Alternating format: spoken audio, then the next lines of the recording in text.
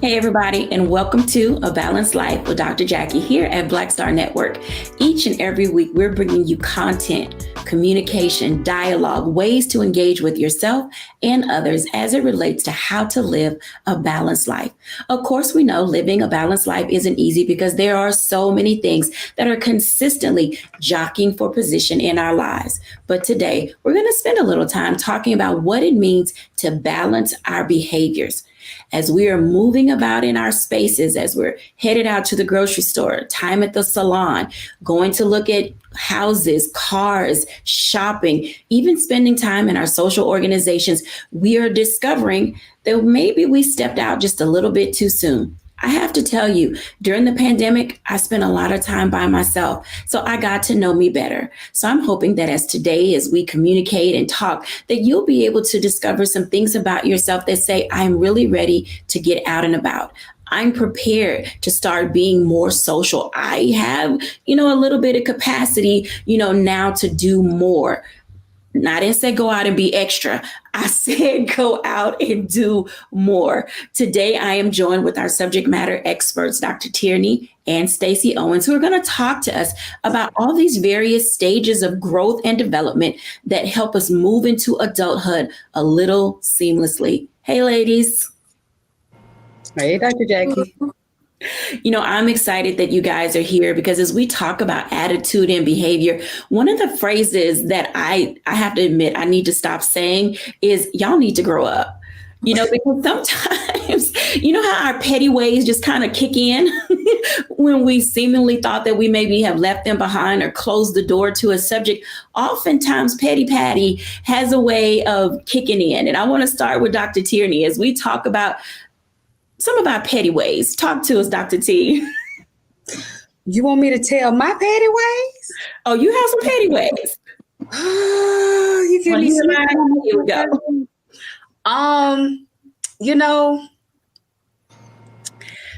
Which one I want to pull out? So I like to sometimes call myself Petty Betty.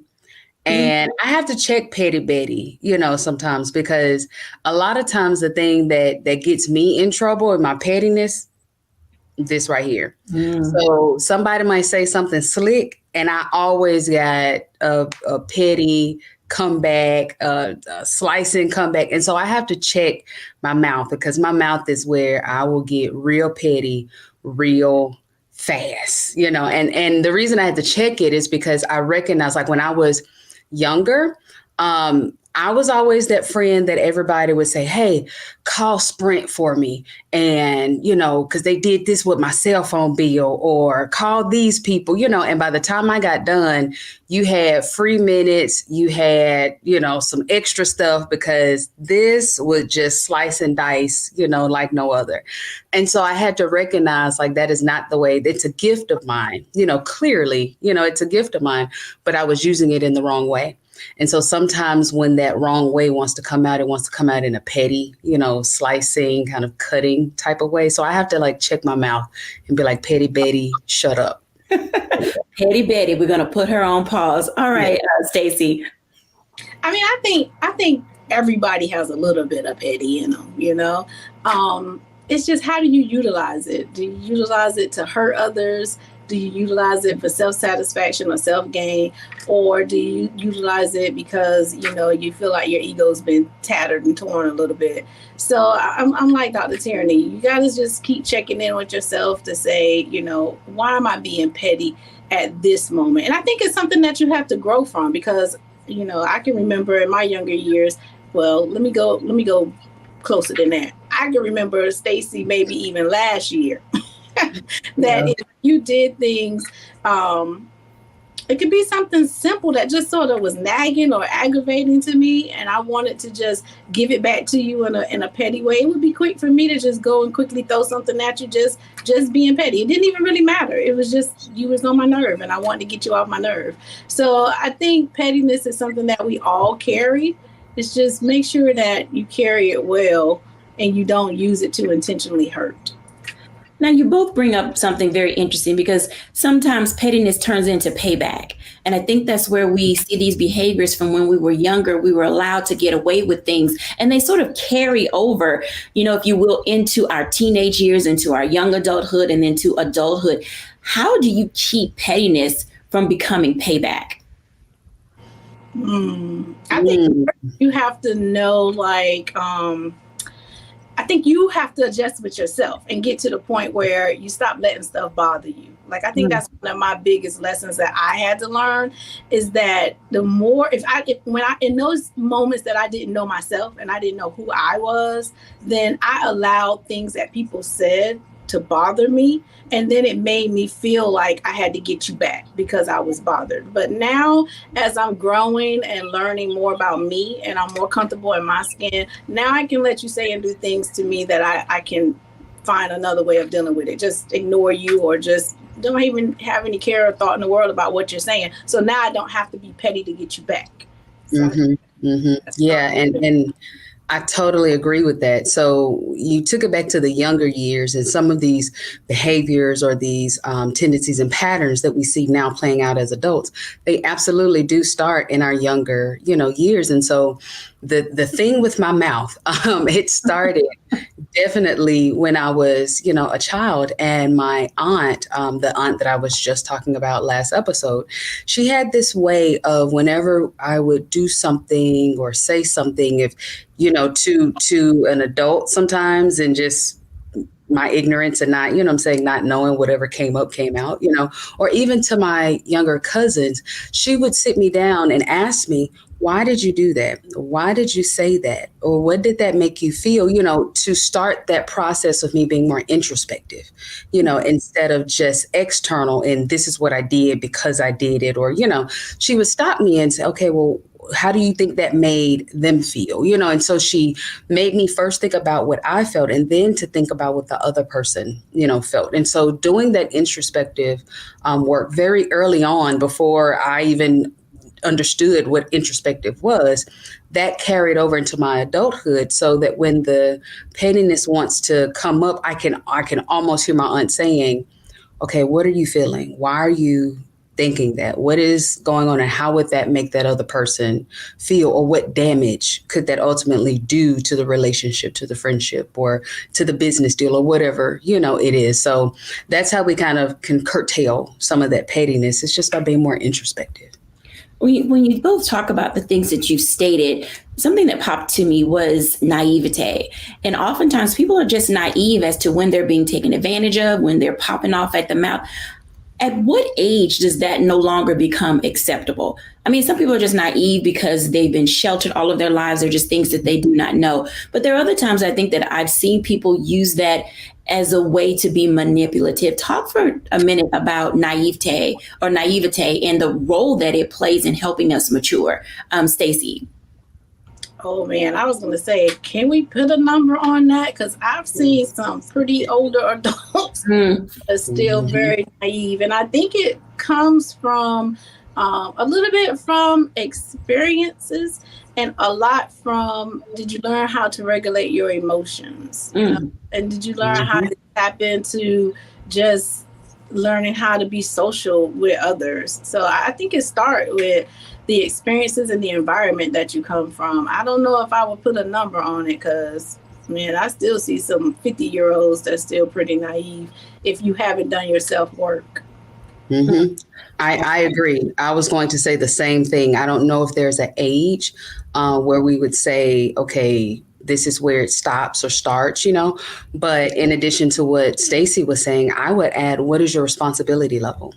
There was something that my mom used to always say, if you want this level of responsibility, then you got to come to the table correct. You got to pay the cost to be the boss, So when we're talking about, different levels of leadership, different levels of responsibility, if you're trying to get that promotion on your job and you want to be the supervisor or the manager over a team, then some of that naivety that you may have, about life, work environments, you can't hold on to that and then be an effective leader.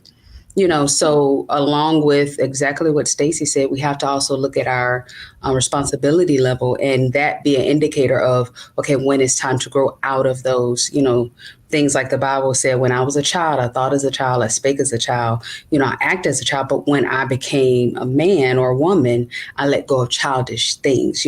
As you get that responsibility level, that maturity level, you have to let go of those childish things, that naivety.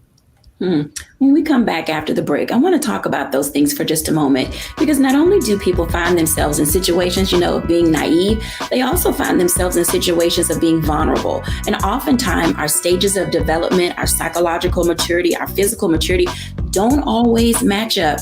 I know I can hear you guys saying this. They act like they're 15, but they're 35.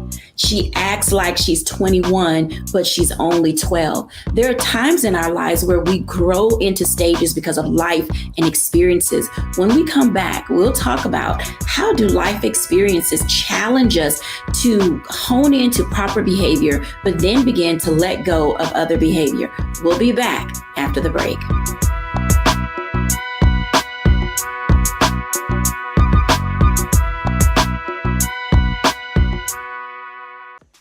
Curl Prep Natural Hair Solutions at curlprep.com. I'm in shock. For curls, locks, braids, twists, and even those wigs and extensions. Women, men, and children are loving this line. Look at this video and you be the judge. People line up to see this product in action at hair shows, and when they take a seat and try it, they don't believe it's their hair.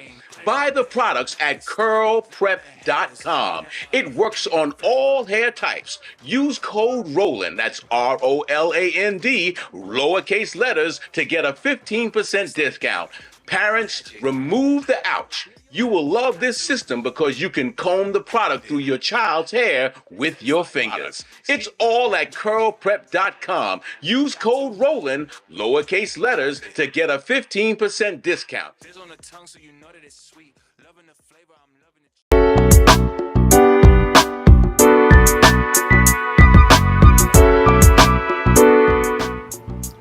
Welcome back, everyone, to A Balanced Life. And we're talking about what it looks like to balance behavior. Oftentimes, we let our children do whatever they want because, honestly, parents are afraid of their children. They're afraid that they'll yell, they'll kick, they'll scream, and there are even children that fight back. And so with that, we want to make certain that we're in this space that as adults, we're able to not only check other people, but be able to call out behaviors that are not appropriate in various settings, allowing ourselves to really establish a baseline community-wise, culturally, to say that at a certain age and stage of growth and development, we should be seeing certain things.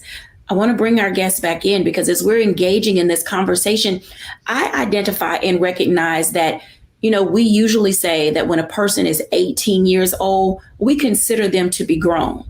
But at the end of the day, they're not fully equipped for the ways of this world. Stacey, talk to us a little bit about stages of growth and development and when you start to see signs of readiness in elementary and middle school and then high school kids.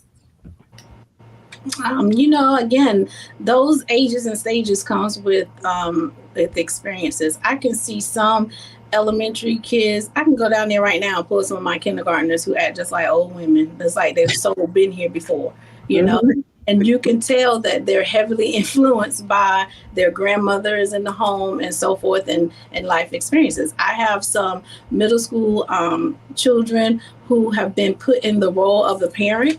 And so because of that parentification, they have learned and seen more than they should have at the age that they've seen it. And so they are pretty much, they can raise a child, take a job and do whatever because their life circumstances have put them in that position to have to step into the place or role of someone else's. And so, it made them learn things a little faster. And then I can go find you a third grader who parent don't let them do nothing, don't let them eat, drink, everything. They hold their hand to do everything to do. And so when it comes time to think, they may not be meeting the learning targets or the developmental targets that they should be at because someone is holding on to them for their personal whatever reasons. And then I can take it personal to my son. I mean, my son was misunderstood when he was younger. He's 30 now, but he was labeled with ADHD and all those kind of things. And his executive frontal part of his brain matured much slower. So now as a 30-year-old man, he's getting ready to graduate from college in a couple of weeks. But he was one at 18 where my daughter was able to go to college and do everything on her own. He struggled with that. He wasn't, developmentally ready for it. It took him a little longer and a little harder to learn those life lessons. What kept him above water, though, is the structure that was provided, along with allowing him to take a couple of hard hits so he can be bumped back into place, but then keeping, your arms around him enough so that he didn't go too far to the left. And so now you can see him growing into that manhood. So really, it just depends on life circumstances and what is around your table that can help you move through your developmental stages. It definitely don't always fit the way the psychologists and all have made those nice little fancy charts that say you should be doing this by the age of 2 and 3 and 4. That don't always work in some cultures. I think you bring up an excellent point, because oftentimes we do have to kind of go off script. Some people, live by the book. What did the TV person say? Let me call WebMD, this, that, and the other. And sometimes we have to just step back and look at our own life situations and say, how do I balance the space that I live in? Dr. Tierney, talk to us. So one of the things that, as you were talking, that really came to the forefront, something that I see a lot with parents with small children, when they'll do little things or snatch, their friends' toys, or, these little antics, the parents, oh, isn't that cute? Oh, that's so cute. No, that's not cute. That's not cute at all. So a lot of the things that we're seeing very early in children, a lot of times we'll think like, oh, that's just cute. Oh, they just a baby. Oh, and that's not just not enough. No, it needs to be addressed, right then when you're starting to see these patterns of the selfishness, of the pettiness.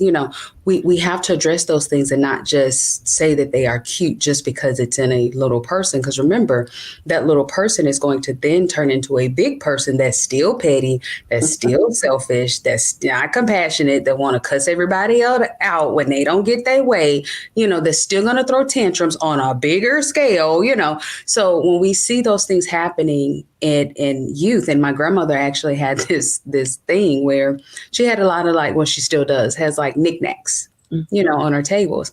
And when someone would come over, my aunt or uncle with their new baby, and the baby's a toddler and want to start doing the reaching, my grandmother did not move not one knickknack off of her table. She did not, well, granted, this was some in the 80s, so child in the house wasn't really a thing back then. But, you know where I'm going with this. But she did not just overly childproof the house, because in her method was, you can train that child to know what to touch, what not to touch, where to go, where not to go. If you overly baby-proof the house and overly, then how are you training them? Then they have to then live a life where you're constantly making it smoothing the way for them. You're constantly making a way for them to not touch the things, instead of training them to have some sense of self-control.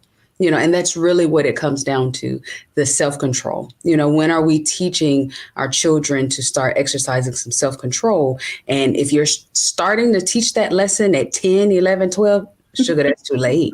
That lesson starts early, when little Jimmy and little Susan want to start reaching for the knickknack on the table, helping them to understand that you can't have everything that you want, and everything is not cute. No, you bring up a valid point, because a lot of times the outgrowth of that is respect for self, respect for other people's property and other people's things. And even as an adult, I have stopped going to the grocery store. I have my groceries delivered, not because I'm bougie, but because the words, excuse me, I need to get past you, on your left, I'm right behind you, running over my heel with the cart. There's certain words in all communities that are no longer spoken. And it reminds me, in this dialogue that we're having today, that there just wasn't a lot of balance in the nurturing and the developmental stages of some people who just really don't care whether or not they're in your physical space. I know that books talk about you need to be, a couple of, 2 feet in whatever. You shouldn't be right here, in someone's space when you're talking. But oftentimes we don't carry over habits, behaviors in all places. The same way we talk to each other, in the park is not the same way we communicate with each other at the water cooler. How do we help community understand respect of space? Because I think that's a part of behavior that gets challenged a lot. And then people get irritated, like, oh, why are you up on me like that? And we hear all of these types of conversations in various environments. And we often wonder what triggered the response, but also what enacted the behavior. I think if I can jump in here, I think it comes back to that sense of entitlement and selfishness and self-centeredness. If going back to the example I gave with my aunt, after she had me walking through, okay, what made you say that? What were you feeling? Now think about the other person. What are they feeling? What are they, and so we live in a society where everything is me, me, me, me, me, I, mine, mine, mine, mine, mine, and so again, if we're taking it back to childhood, we don't have to teach children to be selfish. You surely didn't have to teach me to be selfish. I'm an only child. So I was quick to say mine, no, gimme, And so if we're not being intentional of teaching our children, our teenagers, our adolescents to be mindful of other people that are in our community, that other people matter, what are their feelings, what are their experiences, and we're totally being self-centered and selfish in our way of how we view the world, then of course, when I'm in the grocery store, you're in the way of me getting my green beans off of this shelf. And so I'm not thinking about how me being in your space is going to make you feel, or me running into you with the cart is going to injure your heel. I'm not thinking about you. And so that's what we're seeing a lot of, now of the adults that are still stuck in those selfish tantrum tendencies that developed as children. I want to add on to that because, you brought up a topic when we were talking about tantrums and how your aunt or your grandmother didn't, move anything. I think part of that entitlement too is when we are specific about teaching people how to recognize their feelings and then regulate their feelings within themselves and not expect for somebody else to do the regulating for you. Because as an adult, what those tantrums become is rageful. Yes. That emotional outburst. They start having those meltdowns, even if it's a silent meltdown where you're stomping and pouting and ranting and raving and insulting people. And you see a lot of that going on in a lot of the videos and stuff that's being, displayed through social media. And you're like, well, why are you there? What made you so upset that put you to the point where you had to go into a full out adult emotional meltdown? And so I think the lacking of teaching people that it's your responsibility to self-regulate because nobody owes you nothing. And then on the flip side of that, being able to confront, like, I'm the queen of confrontation. Like, I'm gonna take all the smoke, and not in a negative way. But if you come to me with some madness, then I have a responsibility to try to talk to you or say something to you about how you're impacting me. We just don't need to brush over some stuff. But of course, when they're in the rage mode, you can't really engage in those moments. But if you're close enough to my circle and I'm gonna see you again, I need to let you know that wasn't cool and how we need to move forward with that. Absolutely. I love this. So when we come back after the break, I want us to talk about that. We're going to dive into how do we manage the ranting, the raving, and the releasing, because each of those three things are different. And if we're going to heal from the hurt that other people have brought onto us by themselves not being emotionally balanced, by us not being in a mature space, then we really need to talk about how do we balance our emotions in order for us to have appropriate attitude and behavior wherever it is we find ourselves when we're back after the break.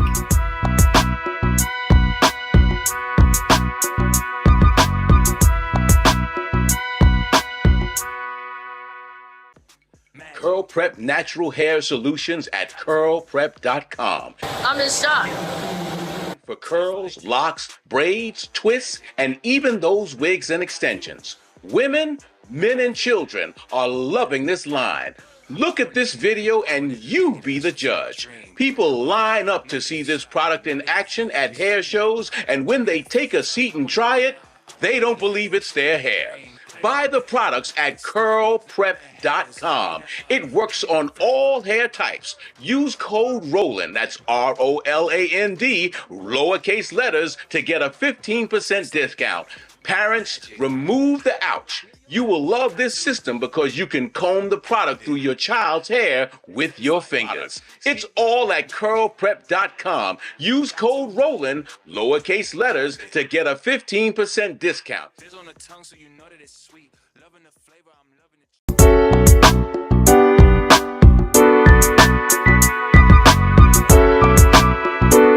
Welcome back, everyone. As you can tell, Petty Betty, Petty Patty, and all her friends have come to the place in life where they're able to say, I identify me as an individual who is growing, who is maturing, who's looking, as Dr. Tierney would say, leveling up my attitude and my behavior as it relates to how I engage with other people, how I approach situations and circumstances in my life.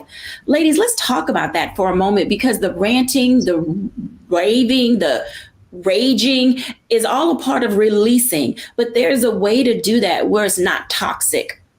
Let's talk about toxicity for a moment, because there are some times where we have to really be able to say, I need to mature. I need to level up in my attitude. I need to level up in how I approach things.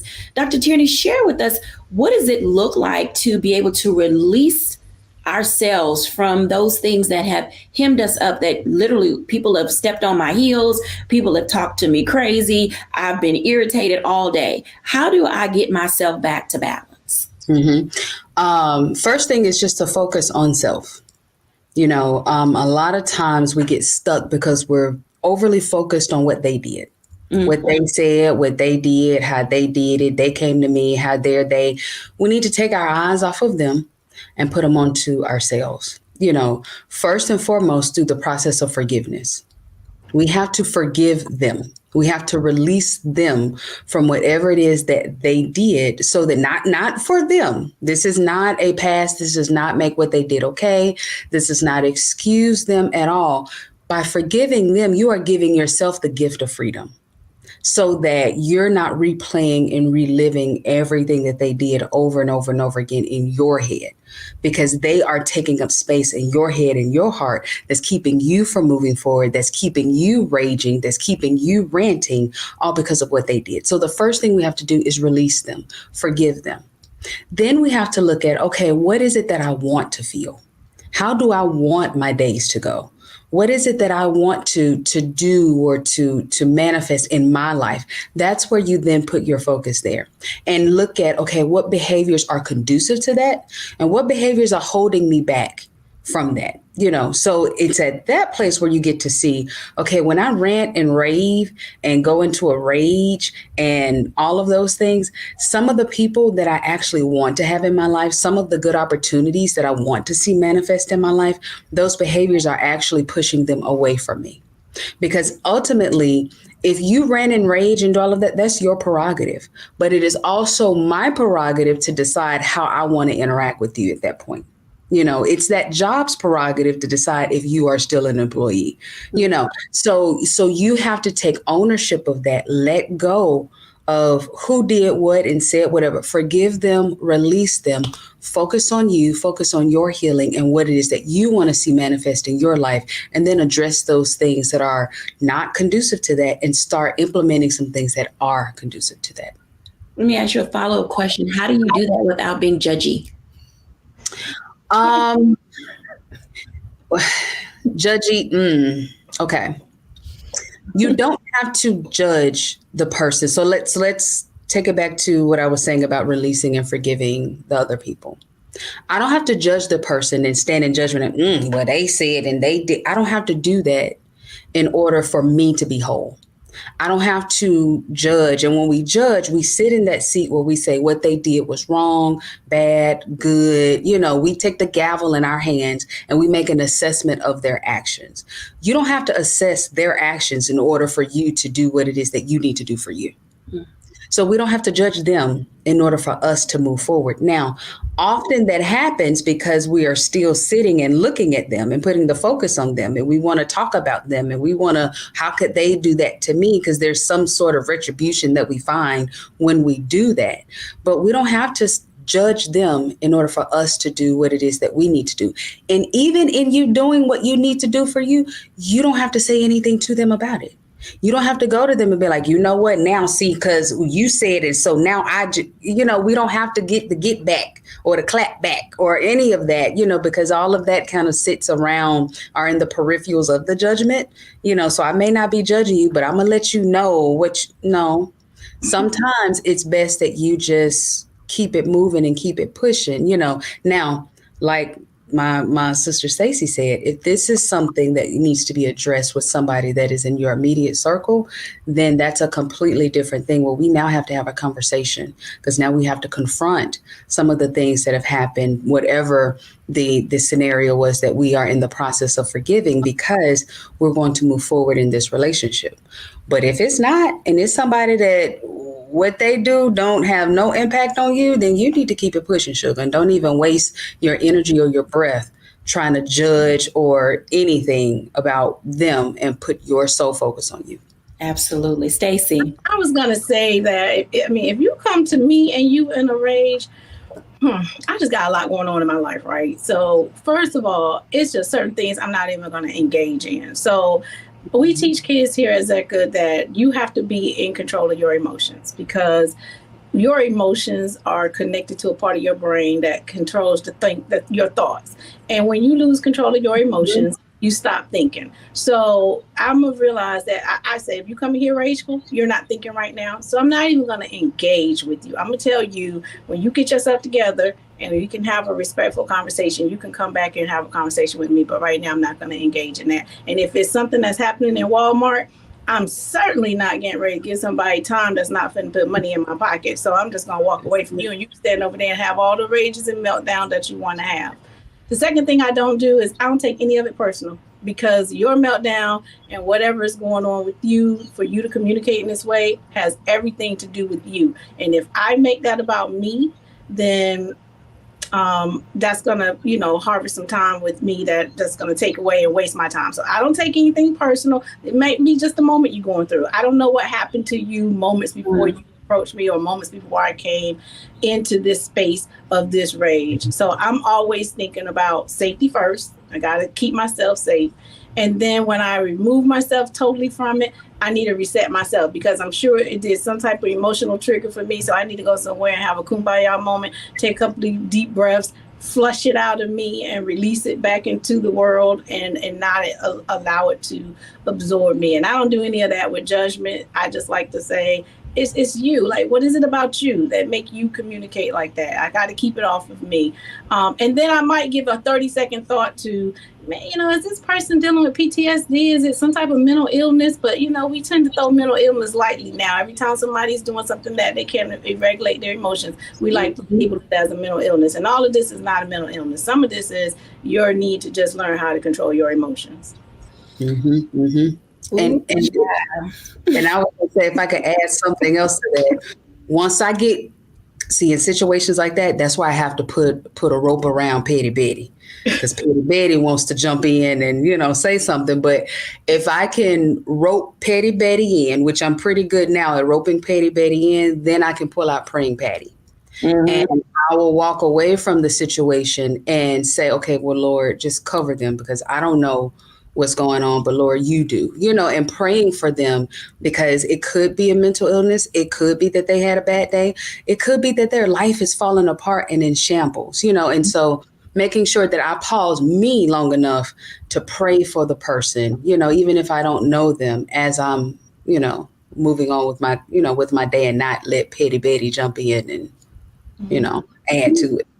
Oh, there are definitely times when we're able to upset our own apple cart. I literally just was reading a quote yesterday, and it said, how a person treats you is their karma. and how you respond is yours. And I think that as we're discussing and dialoguing, we have to be in that space of being careful and cautious with how we treat people, definitely for our own safety. I will say this pandemic, I think we're all triggered by 1,000 things, and we just never know which day we're going to literally fly off the handle, or someone next to us is going to fly off the handle, or someone is, you're on the highway and then someone, road rage begins to happen for, someone's following you, or, peering into your car, looking at you when you get to a stoplight. There are just so many things that are happening today that we just don't fully understand or comprehend. So the goal of our conversation today in this show specifically is to help us manage and balance those things, because oftentimes we can put ourselves in harm's way. When we come back after the break, I want to have just a little bit of insight from our guest today related to where do we go from here? We've talked a lot about what it looks like to self-assess. What are you doing? Why are you doing it? And how is it impacting you? But then the second side, the flip side to that is, how is what you're doing impacting other people? And honestly, do you care? When we come back after the break.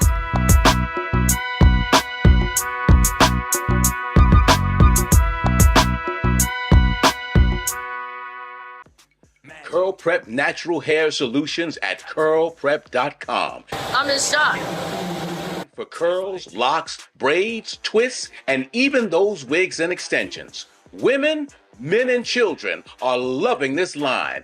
Look at this video and you be the judge. People line up to see this product in action at hair shows, and when they take a seat and try it, they don't believe it's their hair.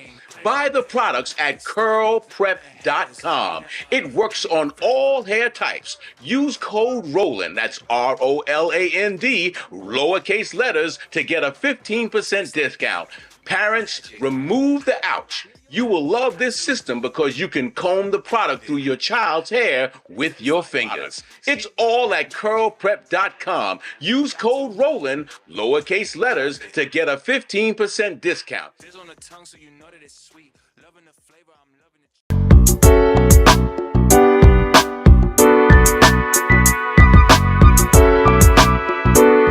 Welcome back, everyone. Tips, tricks, hacks, self-help, call it whatever you want. When we are here at A Balanced Life, we are designing what we do to really tap into how do we become better. Stacy and Dr. Tierney are here today to guide us through some of the things that we may not identify and recognize as habits and behaviors that set us off. So I want to invite them in to talk to us just a little bit about how do you put a pin in it. As Dr. Tierney says, take a beat. As Stacy says, pause.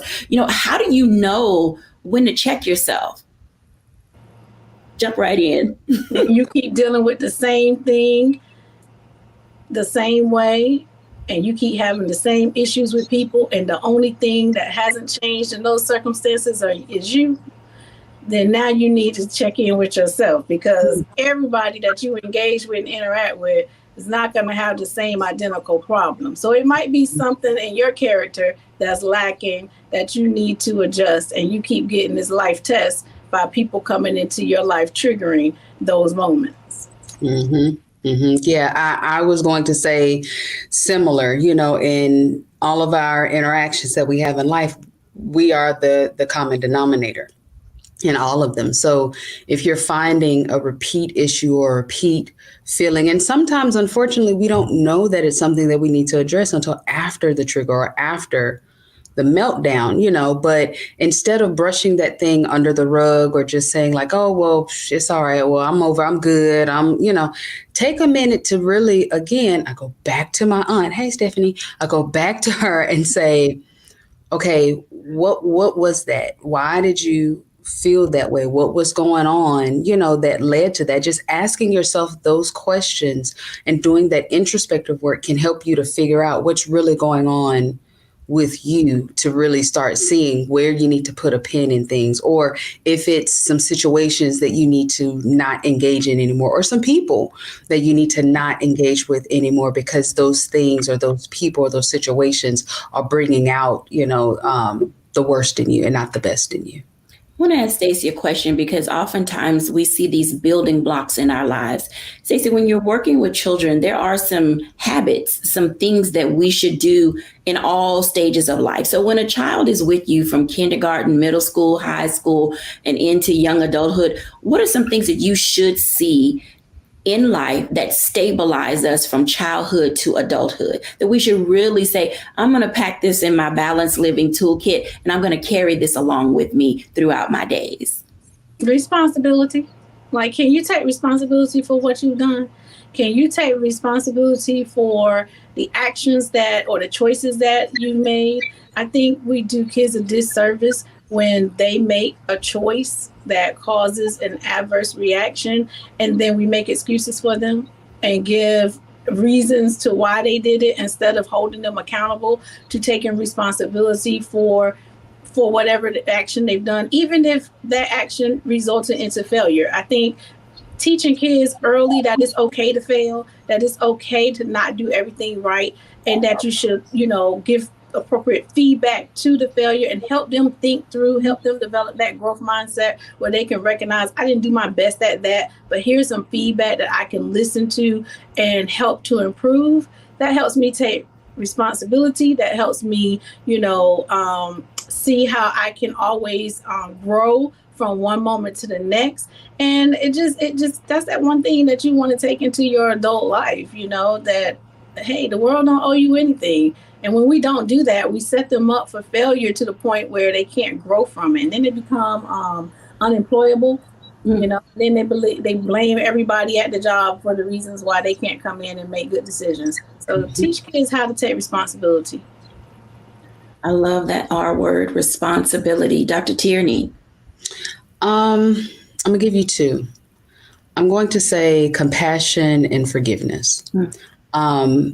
Teaching children very, very early, right along with that responsibility and accountability piece, teaching children very early to see more than just themselves. To have compassion for others, to not be so self-centered that the only thing that they are preoccupied with is their toys, their good grades, because then it turns into, okay, well, my plan, my business, my pain, it turns into that we're feeding that me, my, and mine, and right along with that compassion piece, teaching children forgiveness very early. That when someone takes their toy in the sandbox or pushes them off of the side or whatever it is, even all the way down to the bullies, teaching them forgiveness very early so that they are not continually tormented by whatever happened, to them, that they're not carrying that throughout their lives, that they learn how to forgive quickly so that they can then move on, with their lives. I wanted to ask you both your impression on the role that self-esteem plays in balancing behavior, because oftentimes people do or say things or respond or react in a certain way because of how they've been treated, whether it's been good or bad. What role does self-esteem play in creating balanced young people as well as balanced adults? Stacey? Oh, that self-esteem is paramount. I mean, it's key because it starts with knowing who you are and believing in who you are. Because if you don't know who you are, and if your self-esteem is low, you'll believe whatever garbage people put on you and near you and in you. And so I have a girls group that we work with here at the school called Pearls, and we spend a lot of time working on helping them to build their self-esteem. One, starting with knowing just historically what is the plight of an African-American female, because this group is primarily African-American females. And we teach them that historical perspective to show what started to pour into who you are from the beginning. And then we talk about how you should take pride in yourself and believing in yourself, because your behaviors are impacted when you have low self-esteem and you don't see yourself as doing anything, then you won't do anything. You won't interact with anything. Your behaviors kick in because you don't have anything to be prideful for. You don't have anything to look up to. You don't have anything to label that respect towards for yourself, So self-esteem, if you don't have it, oh man, that can hold you back from being able to just do whatever. I think connect to your self-efficacy. It'll hold you back from believing in what you're able to bring to the table. So we got to put this self-esteem, build that in kids very early. Dr. T. Absolutely. So I'm reminded of something that Joyce Meyer often says: hurt people hurt people. So when our self-esteem is low, then we are hurting, on the inside, in our view of ourselves, what we think we are capable of, our own insecurities. So when our self-esteem is low, how we treat ourselves is how we're going to treat other people, and this is very evident in children in terms of the bullies. Oftentimes, if you find bullies, they're not very confident kids. They come from, difficult backgrounds often, or they have a parent that's, demeaning them. And so then they go and bully, a child to replicate the things that they're seeing to help them feel, to feel better. So when we're talking about this self-esteem piece, we can also look at it from that behavioral piece of whatever your self-esteem is, it's going to impact your behavior. It's going to impact the behavior of your children. So making sure that not only do our children, feel esteemed and they feel secure and they feel confident, but that also our teenagers and our adults, are feeling that way as well. And if you find that you are feeling insecure, we all have insecure moments, but if you're finding that more often than not, you're feeling less than, you're feeling like you're not enough, you're feeling insecure, then this is where I absolutely would tell you to seek the professional help of a coach or a therapist, because we have specific tools that can help you combat those insecure thoughts, those feelings of fear and lack that you have, so that you can build your confidence, so that you can move through life in a confident way, feeling esteemed. In social media, on our phones and many of our devices, we have emojis. And I remember, in school, and we're teaching about temperament and behavior and all those things, they would put up the little chart and it would ask you, are you happy? Are you sad? How do you feel today? Why is it important to gauge your feelings? And for our audience who's watching, find your emoji. How are you feeling? Sometimes you need to do a self-check. Why is it important for us to gauge throughout the course of the day how we're doing? Because how you wake up in the morning may not be where you are at midday, and then may not be where you are in the evening. And then whatever either of those are carries over sometimes into the next day, giving us, feelings of apathy or empathy or sympathy, or, feeling in some ways that we are just not capable. Why is temperament important in who we are and what we do? Stacey? I tell my teachers every morning when the kids come in, we use something very similar to that. They have to check in, whether you use an emoji, whether you use Jamboard or something where you're able to have kids to state how they're feeling at that moment, right? Because 1,000 things can happen at home before you even get on the bus to come to school. And your mood regulates your thoughts and your behaviors. So if you come to school upset, and no one knows that, you had something happening to you before you even got to school, now you're not doing your work. Now you're not being productive. Now you're not being able to learn how to be a productive citizen. So we start dealing with issues that really ain't even the real issue. Something quick happened in the class and everybody assumed that that's what got you in that space when it really isn't. So checking into your emotions help you to recognize your triggers. And you're right. You should check in throughout the day, because your mood can go from happy, sad, mad. All of this is experiencing within the day. And at the end of the day, all of that is impacting the next thing or the next decision that you're having to make or the next task you're having to complete. And that's going to impact the quality of that decision or the quality of that task. So the only way you're going to regulate that so that you can stay productive is to be that in tune to, I was happy a few minutes ago and then this happened and now I'm feeling a little sad. Do I need to stay there though? Because if I know this was what made me sad, then I can put another way of reacting to it when it comes down my path again. So now it's not making me sad. So that is the key to regulating yourself so that you don't get stuck. I think we get stuck when we stop checking in and knowing how we're really feeling and why we're feeling like that. So check those emotions all day until you go to bed. All day. Absolutely. And let it inform what you do.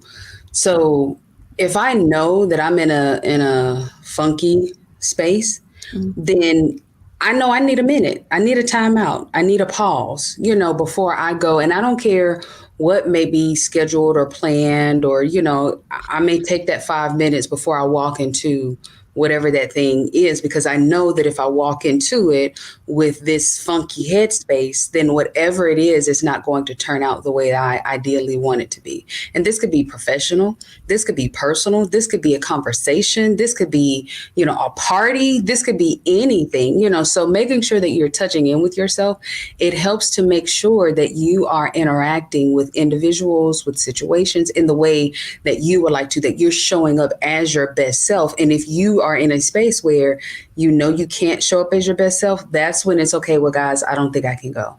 I need to sit down. I need to quarantine myself, before I, be triggered or any of those things. It's totally okay to decline the invitation. It's totally okay, to not go and take a minute, for yourself. So making sure that you are allowing the information that you receive as you're assessing, where you are and assessing your emotion, allowing that information to inform how you move throughout your day. When we come back after the break, I want to give my reflections.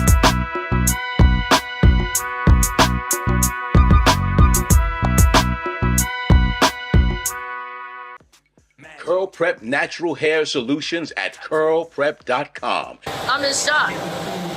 For curls, locks, braids, twists, and even those wigs and extensions. Women, men, and children are loving this line. Look at this video and you be the judge. People line up to see this product in action at hair shows, and when they take a seat and try it, they don't believe it's their hair. Buy the products at curlprep.com. It works on all hair types. Use code ROLAND, that's ROLAND, lowercase letters, to get a 15% discount. Parents, remove the ouch. You will love this system because you can comb the product through your child's hair with your fingers. It's all at curlprep.com. Use code ROLAND, lowercase letters, to get a 15% discount.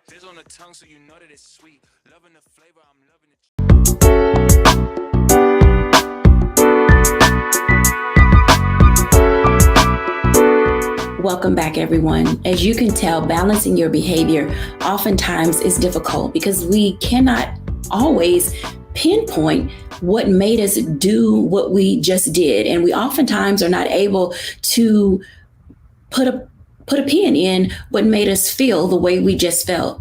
But there does come a time when we have to sit back and do some self-reflection and, take a look at who we're in the process of becoming, but also looking at what shaped us into who we are today. Attitudes and behaviors are about how you feel and what you do and how you respond to those things that come into your space. But most importantly, it's also how you go into a space. We've heard a lot today about what it means to regulate who you are so that you can leave a place or space better than you found it. So today, if you're being challenged and you're not really certain of where you need to be and things are not looking quite as rosy as you believe they should, I hope that the one thing that you caught today was that life isn't perfect and no one is expecting you to be. The key is being able to marry all of the things together that we face on an ongoing basis from childhood to adulthood. We are in the process of being. We're in the process of doing. We're in the process of accepting responsibility and ownership for a single entity, which is self. Today, go out and do better and be better, that your life can be reflective of who you want the world to see, but then also who you want others to become from having been in your space. Thank you all so much for watching A Balanced Life here at Black Star Network. Bye now.